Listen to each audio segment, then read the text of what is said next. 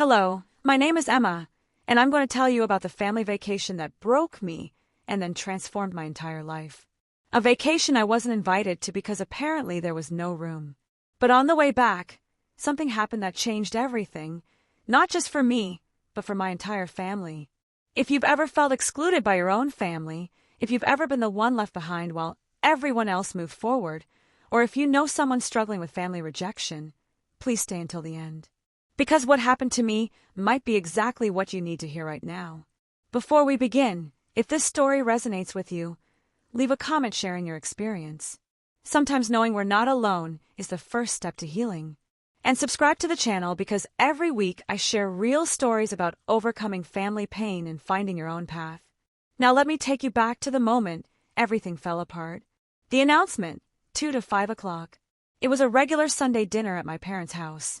Nothing felt unusual. My mom had made her famous pot roast. My dad was in his usual spot at the head of the table. My older sister Jessica was scrolling through her phone, and my younger brother Michael was talking about his new job promotion. I was 32 years old, single, working as a nurse at the local hospital.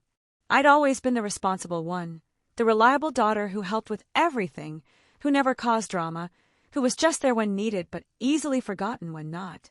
Halfway through dinner, my dad cleared his throat in that way he does when he has an announcement. Everyone looked up. He smiled broadly and said they had exciting news.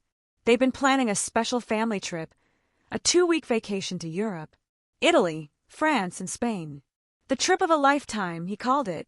My heart leaped with excitement. Europe had always been my dream. I'd never traveled internationally, always putting my money toward helping family members or saving for emergencies that never seemed to come for me. Jessica squealed with delight, already talking about shopping in Paris. Michael high-fived Dad across the table. Mom was beaming, listing all the museums and restaurants she'd researched. I sat there smiling, waiting for them to ask if I could get time off work, waiting for the details about when we'd leave, so I could request vacation days. But that conversation never came. Instead, my dad looked directly at me and said, "Emma, we wanted to let you know we're leaving next month. We'll be gone for 2 weeks, so could you check on the house while we're away? Water the plants, bring in the mail, that sort of thing." The room went silent for me, though everyone else kept chattering excitedly. I felt like I'd been punched in the stomach. "Wait," I said quietly, "I'm not going." My mother looked uncomfortable. Jessica wouldn't meet my eyes. Michael suddenly became very interested in his phone. My father shifted in his seat and delivered the words that would haunt me for weeks. "Well, sweetheart, there was no room. We booked a package deal, and it was for 4 people. The hotel rooms are doubles, and everything's already paid for. It just worked out this way. No room. For their own daughter. In a family of 5, they booked for 4. The justification, 5 to 8 o'clock. I sat there stunned, fork frozen halfway to my mouth, trying to process what I'd just heard. They were taking a dream vacation, a trip they'd apparently been planning for months, and not only had they not included me, they hadn't even thought to tell me until it was completely finalized. My mother tried to soften it. "Honey, you understand, right? You're so busy with work, and we know how hard it is for nurses to get time off. We didn't want to pressure you or make you feel bad if you couldn't come." But they hadn't asked. They hadn't given me the option. They'd made the decision for me. Jessica finally spoke up, her voice defensive. "Plus, Emma, you've never really been into traveling. You always talk about being a homebody. We figured you'd be more comfortable staying here." I wanted to scream. Yes, I'd said I was a homebody, but that was after years of never being invited anywhere, after years of watching my family take trips without me while I held down the fort. I convinced myself I preferred staying home because the alternative, admitting I was being excluded, was too painful. Michael added his justification. "And honestly, sis, Europe is expensive. We didn't want to put financial pressure on you. We know you've been saving for a house." The irony was crushing. I'd been saving for a house, yes, but I'd also lent Michael $3,000 just 6 months ago for his emergency car repairs. Money he still hadn't paid back. I'd helped Jessica with her wedding expenses 2 years ago, a gift of $5,000 I never expected returned. I'd paid for countless family dinners, helped with my parents' property taxes, been the family bank whenever someone needed it. But when it came to including me in something special, something meaningful, there was no room. I stood up from the table, my legs shaky. "I need to go," I said quietly. My dad looked annoyed. "Emma, don't be dramatic. It's just a trip. There will be other opportunities." But we both knew that wasn't true. This was the trip of a lifetime, and I wasn't part of it. I left without another word, drove home through blurry tears, and cried for hours in my empty apartment. The preparation, 8 to 12 o'clock. The next month was torture. My family's group chat, which I was still part of, exploded with excited messages about the trip. Packing lists, restaurant reservations, photos of new luggage, countdowns to departure day. I muted the chat but couldn't bring myself to leave it. Some masochistic part of me needed to see every reminder that I didn't matter enough to be included. At work, my colleagues asked about my plans. When I mentioned my family was going to Europe without me, the reactions ranged from shock to uncomfortable. My closest friend, Rachel, was furious on my behalf. "That's not normal, Emma. Families don't just exclude one person like that. There's always room if someone wants to make room." But I made excuses. They were valid reasons, I said. The package was booked. It was expensive. I was probably too busy anyway. Rachel saw right through me. "You're doing it again," she said gently. "You're making yourself small, making their cruelty okay, convincing yourself you don't deserve better." Her words struck something deep, but I wasn't ready to face it yet. The week before they left, my mother called asking if I was still okay to house sit. Could I also mow the lawn? And maybe clean out the gutters, since Dad wouldn't have time before they left? Oh, and Jessica had some packages arriving that I should bring inside. I agreed to all of it, like I always did. The day they left, I drove them to the airport. 4 excited travelers with matching new luggage, chattering about their adventure. I helped load the bags, hugged everyone goodbye, and watched them disappear through security without looking back. I sat in the airport parking lot for 20 minutes, crying so hard I couldn't see to drive. Then I went to their house and watered their plants, like the good daughter I'd always been. They posted constantly on social media. Photos in front of the Colosseum, selfies at the Eiffel Tower, videos of flamenco dancers in Barcelona. Every image was a knife in my heart. "Look at this amazing family bonding we're having without you." The captions were worse. "Family time is the best time. So grateful for these people. Making memories that will last forever." I wasn't in any of those memories. I wasn't part of that gratitude. I wasn't one of these people. Friends and relatives commented on their posts. "Such a beautiful family. You all look so happy." Nobody seemed to notice one family member was missing. Or maybe they noticed and didn't care. Or maybe my family had told them I'd chosen not to come, making it seem like my decision. I stopped checking social media after the 4th day. It was too painful. Instead, I threw myself into work, picking up extra shifts, volunteering for the hardest rotations. Physical exhaustion was better than emotional pain. Rachel invited me over for dinner, trying to distract me, but I was terrible company. I couldn't stop thinking about what was wrong with me. Why wasn't I worth including? What had I done to deserve this casual dismissal? I'd been the good daughter my whole life. I'd helped everyone, supported everyone, been there for every crisis. And somehow that had made me forgettable, someone whose absence didn't matter. My therapist, whom I'd started seeing 2 years earlier for anxiety, said something that session that shifted my perspective. "Emma, you've trained your family to treat you as a convenience rather than a priority. You're the person they call when they need something, never the person they think of when planning something special. And you've accepted that role because you were afraid that if you demanded more, you'd get nothing at all." She was right. I'd been so afraid of losing my family's love that I'd accepted crumbs and convinced myself it was enough. But it wasn't enough. It had never been enough. The return, 16 to 20 hours. They were supposed to return on a Wednesday evening. I'd been asked to pick them up from the airport. Naturally, the reliable daughter doing her duty once again. Tuesday afternoon, my phone rang. Unknown number. I almost didn't answer. It was a woman identifying herself as calling from a hospital in Barcelona. My stomach dropped. There had been an accident, she said in accented English. A car accident. My family had been in a taxi that collided with another vehicle. My father had a broken leg and concussion. My mother had fractured ribs and a separated shoulder. Jessica had a severe concussion and broken wrist. Michael had internal injuries and was in surgery. They were all alive, but they needed family there. They needed help. They needed someone to navigate a foreign medical system, to make decisions, to be there. They needed me. I sat down hard on my kitchen floor, phone pressed to my ear, listening to the hospital coordinator explain the situation. In the background, I could hear announcements in Spanish, the beeping of monitors, all the familiar sounds of a hospital but in a strange place where my family was scared and hurt and alone. The coordinator asked if I could come. They really needed an English-speaking family member who could help with medical decisions and arrangements. I thought about saying no.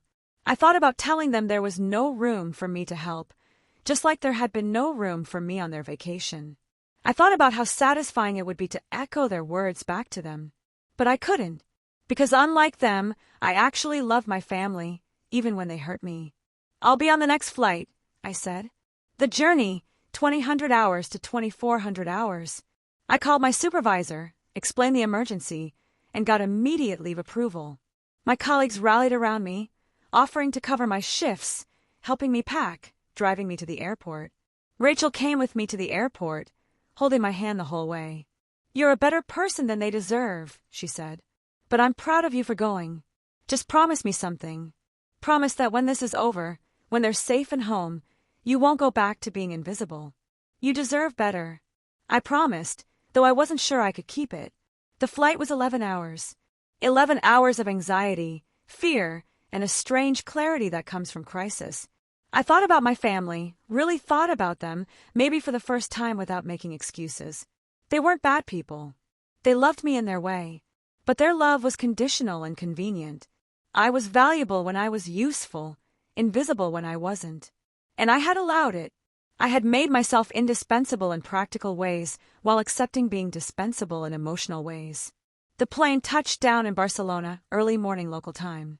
I took a taxi directly to the hospital, jet-lagged and exhausted but running on pure adrenaline.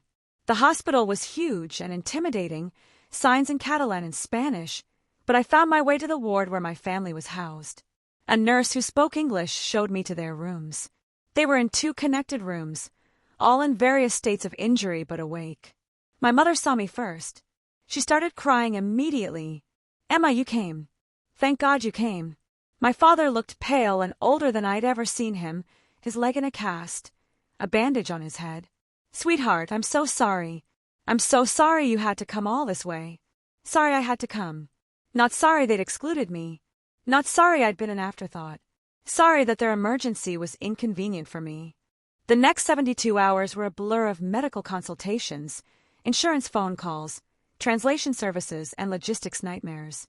Michael needed a second surgery.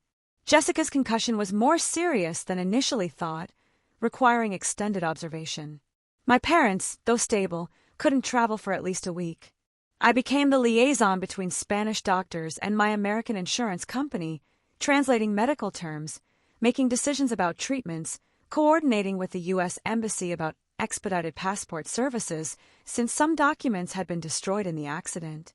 I slept in a chair in the hospital room, ate from vending machines, wore the same clothes for 2 days until I could find time to go to their hotel and retrieve their luggage. And through it all, my family watched me with something in their eyes I'd never seen before. Maybe it was gratitude. Maybe it was recognition. Maybe it was shame. Jessica was the first to say it. 3 days in, when her head had cleared enough for real conversation, she grabbed my hand and whispered, "I'm sorry. Emma, I'm so sorry. About everything. Not just this trip. Everything." I didn't respond. I wasn't ready for apologies yet. My mother tried next. "Emma, honey, I don't know what we would have done without you. You've been amazing. You're always amazing, and we don't tell you that enough." My father was more direct. "I was wrong," he said on day 4, his voice rough with pain and emotion. "About the trip. About how we treated you. There was room, Emma. There was always room. We just didn't make room. And that was wrong." Michael, recovering from surgery, said it most honestly. "You came even though we didn't deserve it. You came even though we left you behind. I don't understand why, but I'm grateful. And I'm sorry." Their apologies were sincere. I could see that. But apologies don't erase years of being overlooked. They don't undo the pain of exclusion. The revelation, 28:00, 32:00.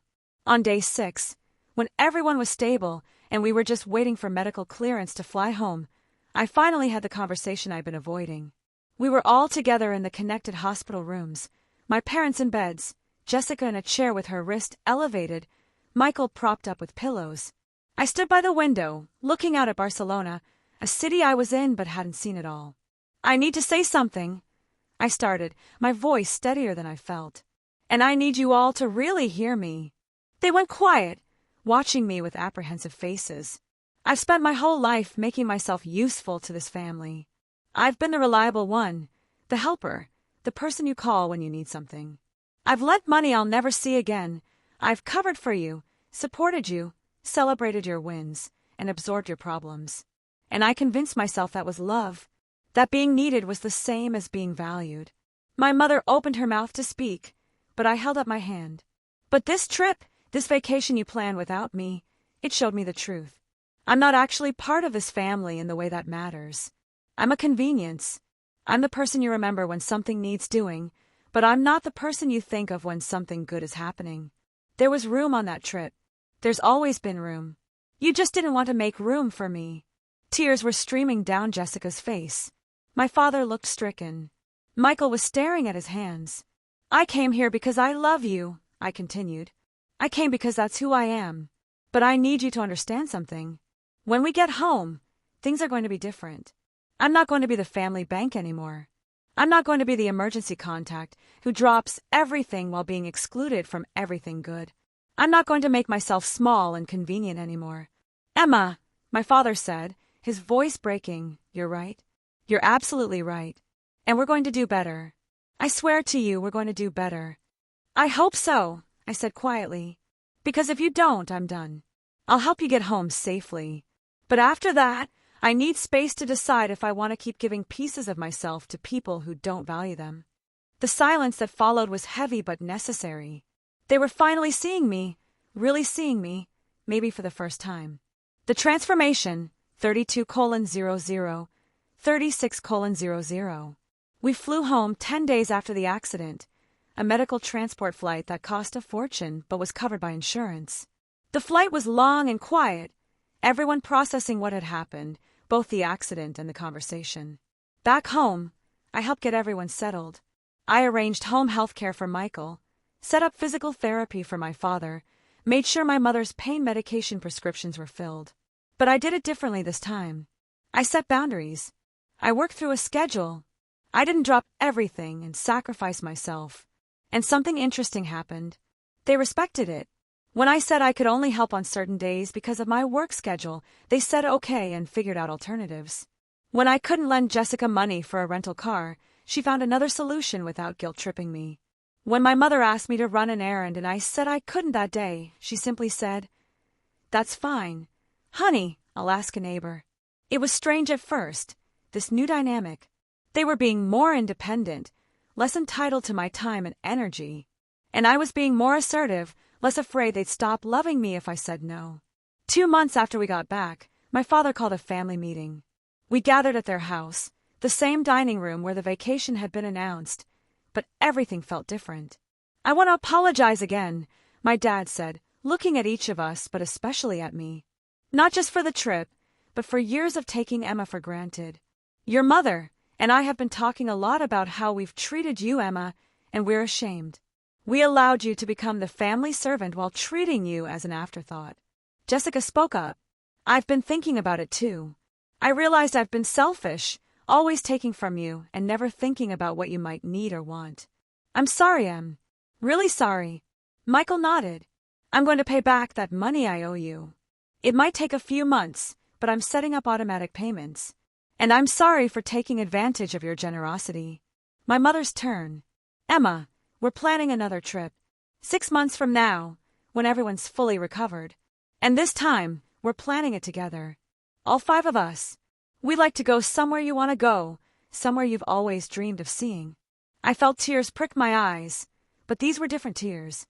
Not tears of pain, but of something like hope. "Where do you want to go, sweetheart?" my dad asked gently. "Greece," I said without hesitation. I've always wanted to see Greece. Then Greece it is, he said, smiling. And Emma, there will always be room for you. Always. The healing, 36:00, 38:00. The months that followed weren't perfect. Old patterns don't disappear overnight. There were moments when someone would start to take me for granted, catch themselves, and apologize. There were times I had to reinforce boundaries. There were conversations that were uncomfortable but necessary. But slowly, genuinely, things changed. Michael paid me back every cent he owed, with interest he insisted on adding. Jessica started inviting me to lunch dates, just the two of us, where we talked about real things and rebuilt our sister relationship. My parents made a point of including me in family decisions and celebrations, not as an afterthought but as an integral part. And we did go to Greece together. All 5 of us. We spent 2 weeks exploring Athens, Santorini, and Crete. We laughed, we bonded, we made memories that actually included me this time. There's a photo from that trip, all of us standing in front of the Parthenon at sunset. We're sunburned and tired and genuinely happy. My mother posted it on social media with a caption that made me cry. Family complete. Finally doing it right. That trip healed something in all of us. Not completely. Healing takes time, but it was a start. A real start. I learned something crucial through this whole experience. Sometimes the people who hurt us can change, but only if we're willing to demand better and mean it. Only if we're willing to walk away if they don't. And I learned that my worth isn't determined by my usefulness. I matter because I exist, not because of what I provide. That revelation changed everything. Closing message in CTA 38:00, 40:00. If you're watching this, and you've ever been the excluded one, the forgotten one, the one who gives everything and gets nothing back, I need you to hear this. You deserve better. You deserve to be chosen, not just needed. You deserve to be celebrated, not just tolerated. You deserve room at the table, room in the plans, room in people's hearts. And if your family or friends won't make room for you, it's okay to make room for yourself by walking away. Sometimes the most loving thing you can do for yourself is refuse to accept less than you deserve. But also know this, sometimes people can change. Sometimes crisis and confrontation can wake people up to how they've been treating you. My family changed, genuinely changed, because I finally stood up and told them the truth. If you're struggling with family exclusion, or feeling invisible to the people who should see you most clearly, leave a comment. Share your story. Let's build a community of people who refuse to be erased, who demand to be valued, who know their worth. Subscribe to this channel because every week I share real stories about overcoming family pain, setting boundaries, and building the life you deserve. Hit that notification bell so you don't miss any stories that might speak directly to your situation. And if this story touched you, if it resonated with your own experience, please like this video and share it. Someone in your life might need to hear that they're not alone, that their pain is valid, that they deserve better. Remember, there is always room for you if people truly want to make room.